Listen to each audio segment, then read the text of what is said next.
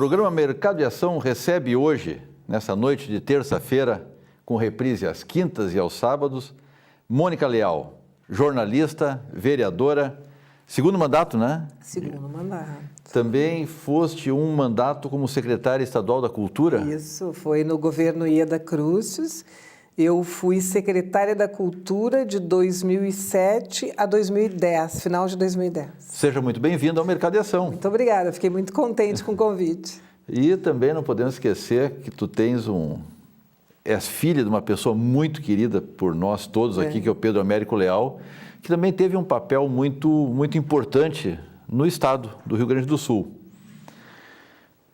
Uma curiosidade agora. Muito importante mesmo, porque ele foi 4 vezes deputado, 4 vezes vereador, chefe de polícia do Rio Grande do Sul e secretário de segurança por um tempo na ausência do secretário titular. Então, Mônica, deve ser fácil tu ser líder de uma bancada que só tem homens. Pois é. Tu é líder da bancada do PP na Câmara do Partido Municipal. Progressista na Câmara Municipal de Porto Alegre. É verdade. Olha, é muita honra ser líder do Guilherme Socias Vilela, ex-prefeito, vereador João Carlos Nedel, que é um vereador já com vários mandatos, e o Kevin Krieger, que é o líder do governo.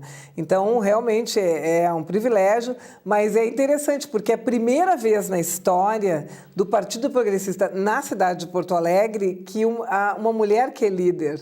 E não só essa questão, eu sou líder de novo, é a segunda vez, o ano consecutivo.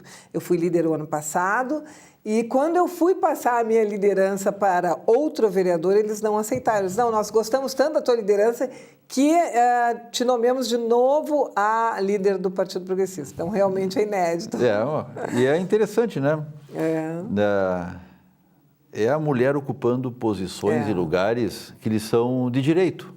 É uma caminhada, eu principalmente posso falar isso, porque já desde da minha casa, na minha família, eu sou a filha mulher do Pedro Américo Leal, tenho 2 irmãos, e é claro que o meu pai, quando eu era jovem, esperou que os meus irmãos fossem ocupar a política, que eles seguissem, né, aquela herança política, e não aconteceu isso.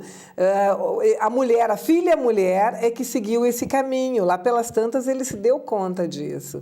O coronel Pedro Américo Leal, extremamente conservador, se deparou com este quadro, que a filha, que era jornalista, mesma profissão dele, estava seguindo os passos. Então, eu, desde da minha casa, desde muito pequena, eu venho desbravando, como eu digo assim, selvas, guerras, porque não foi uma coisa fácil. Na nossa época, ser política, né, quando eu iniciei... Sim, foi uma fase ainda ao final de uma transição, né, de construção. É verdade, foi em construção.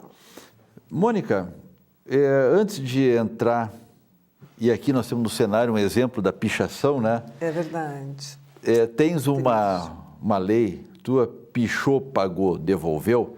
Antes disso, eu quero entrar num projeto de lei, o qual proíbe a venda de energético para menores de idade. O que é isso? Por que é? Por que surgiu esse projeto? Essa é uma questão muito interessante. Eu sou uma vereadora muito ligada eu acredito que fazer política é atender às necessidades da população. Então, eu recebo pessoas no meu gabinete com demandas, com pedidos, com problemas e eu passo para o meu jurídico, porque eu só faço projetos da minha competência. Muitas vezes eu tenho vontade de fazer algum projeto, mas não é da minha competência, eu não posso. Então, eu recebi a ONG que trata dessas questões dos jovens, cuidar dos jovens, chama-se Cuidar, que trabalha exatamente essa idade da criança, do adolescente, do jovem nas baladas, nas festas. E o presidente, o Marcos Daut, ele me mostrou, através de um estudo, que as festas de formatura, que essas crianças, esses jovens, estavam tomando muito energéticos. E aí havia preocupação que esta bebida... a própria bebida, ela é um estimulante. Ela contém muita cafeína, ela traz batimento cardíaco acelerado, enfim, uma série de questões. Mas se misturada com álcool, ela pode levar até a morte. E isso vem ocorrendo, é estudo no mundo inteiro, essa questão dos energéticos, e aí eu me aprofundei, primeiro juridicamente, para saber se era da minha competência, dado o sinal verde pelo meu jurídico, o jurídico da bancada progressista, Lauro Bari, que me assessora já há muitos anos, trabalhou com meu pai. Eu fui, então, atrás da pesquisa de saúde e fiquei horrorizada com os componentes, o que tem naquela bebida e o que pode ocorrer se tomada assim, de uma forma sem cuidado e, principalmente, esses jovens em formação. Se para um adulto já é complicado, imagina para os jovens. Então, eu entrei com esse projeto proibindo a venda das bebidas energéticas para menores de 18 anos, ou seja, os maiores ficam à vontade, são responsáveis que tomem a bebida. Vou te dar uma informação adicional. Eu estava num evento em São Paulo, a questão de alguns meses atrás, vinculado a comércio, a varejo, e estava sendo distribuído num estande como produto de demonstração de amostra grátis, comprimidos de energético. Mas olha só. Comprimidos. Um comprimido, agora não recordo a cor, ele tinha até um macaquinho desenhado, um comprimido valia o equivalente a 2,5 latas de um desses energéticos mais conhecidos, e o outro comprimido, talvez preto, equivalia a 5 latinhas do energético. Que perigo, né? Um absurdo. Eu tenho guardado na minha gaveta, eu fiquei pela curiosidade do fato. Tu sabe, Luiz Antônio, quando eu entrei nesse projeto, no decorrer do estudo, eu fiquei muito impressionada com os componentes da bebida, com o mal que fazia, com o desconhecimento dos pais. Eles não têm nenhuma noção do que ocorre nas festas, o quanto as crianças, os jovens, o Marcos Daut me levou fotografias de jovens com 13, 14 anos fazendo uso dessa bebida em grande quantidade. E aí, no desenrolar do projeto, nós fomos então perto do dia da votação, eu recebi a visita das indústrias das bebidas, atendi e perguntei exatamente para eles: qual é a pesquisa de saúde que vocês têm que me provem o contrário do que eu estou dizendo? Não tinham essa pesquisa. Só existia um argumento: perder venda. Isso não me interessa. Eu faço projetos de acordo com as minhas convicções. E aí nós fomos para o plenário votar. O que ocorreu? Por um voto, eu perdi o projeto. Não se tornou uma lei. Aí, aliás, houve o empate e o presidente teve que desempatar e eu perdi por um voto. Quando o presidente da Câmara deu o voto Minerva, né, eu então pedi uma renovação de votação, que virá de novo a votação. O que é muito estranho em cima de tudo isso é que essas bebidas elas não são regulamentadas pela Anvisa.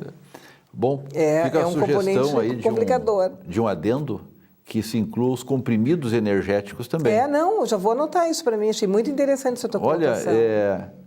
Ainda o pessoal do estande pergunta, mas qual é o efeito de tomar um comprimido acelerador, desse? Estimulante? Não, o máximo a mão fica um pouquinho assim. Pois é. Mas Você então, tá louco? Se tu proíbe a bebida para menores, o álcool para menores, e se está comprovado que esta bebida faz mal, nada mais justo que tu proíba também. É isso que eu não consigo entender, esse temor que tem as indústrias. Vão deixar de vender, vão ganhar um pouquinho menos, mas nós vamos ganhar vidas, vamos poupar, Bom, né? Vamos aproveitar a deixa do menor de idade e vamos ao convênio que nós temos com a Secretaria de Segurança Pública, no qual nós sempre trazemos uma criança ou adolescente que está desaparecida do seu lar, como uma forma de contribuir com o bem-estar social.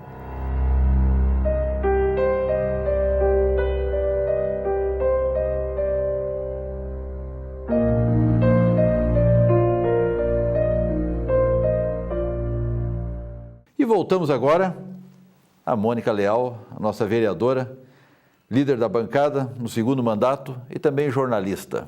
Com muito orgulho, jornalista. A comunicação é muito forte na minha vida. Mônica, tem uma lei, pichou, pagou, devolveu. Troca em miúdos. Em miúdos, vou te falar assim, ela é muito interessante. Eu, quando fui primeira vez vereadora, no meu primeiro mandato, me chamou muito a atenção a questão das pichações na cidade de Porto Alegre. Nós temos monumentos, prédios históricos, culturais que contam a nossa história e que, através da pichação, eles estão roubando a nossa memória, a nossa história. Então, para futuras gerações, isso é de grande risco, sem contar que eu vou na teoria das janelas quebradas. Lá em Nova York, quando o prefeito Giuliani entrou com aquela teoria de que colocar um carro completamente quebrado numa rua e um carro novinho numa rua e deixou durante 3 dias. O que aconteceu?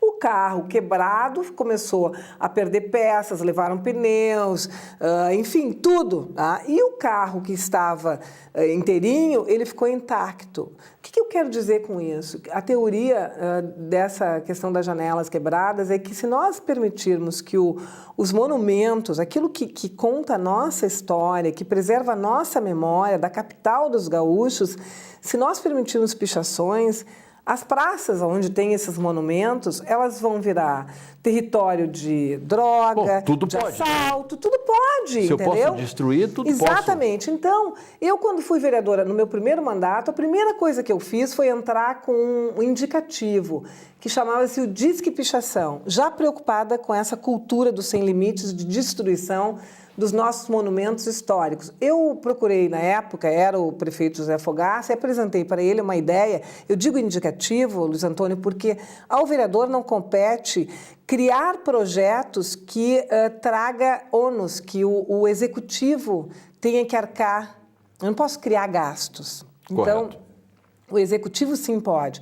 Eu fiz, então, um indicativo, levei para o prefeito Fogaça a ideia, que chama-se indicativo, dele criar uma linha 153 para o Disque Pichação. Se tu está na tua casa, tu vê um vândalo pichando um monumento. Vamos botar na tela, 153? 153. Disque Pichação. Disque Pichação, tu liga e dá o telefone, vai atender a guarda municipal e tu vai dizer, olha, aqui é fulano de tal, ou não vai te identificar, tem um monumento em tal rua que está sendo pichado nesse momento. A guarda municipal vai até o local e recolhe esses infratores. Esse foi meu primeiro passo.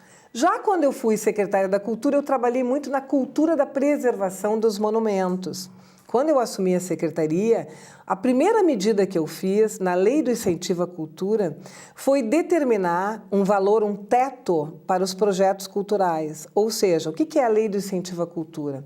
É a renúncia fiscal do Estado para projetos culturais. O Estado deixa de arrecadar aquele dinheiro das empresas e coloca em projetos culturais. Eu, então, fiz o seguinte, eu determinei 700 mil para patrimônio cultural. Tudo aquilo que fosse patrimônio, história, a nossa cultura, os projetos teriam um teto mais alto. Pessoas físicas com projetos que não tivessem o patrimônio cultural seriam 350 mil através da LIC, da Lei de Incentivo à Cultura. Bem, para vocês verem como eu estou sempre ligada a essa questão cultural.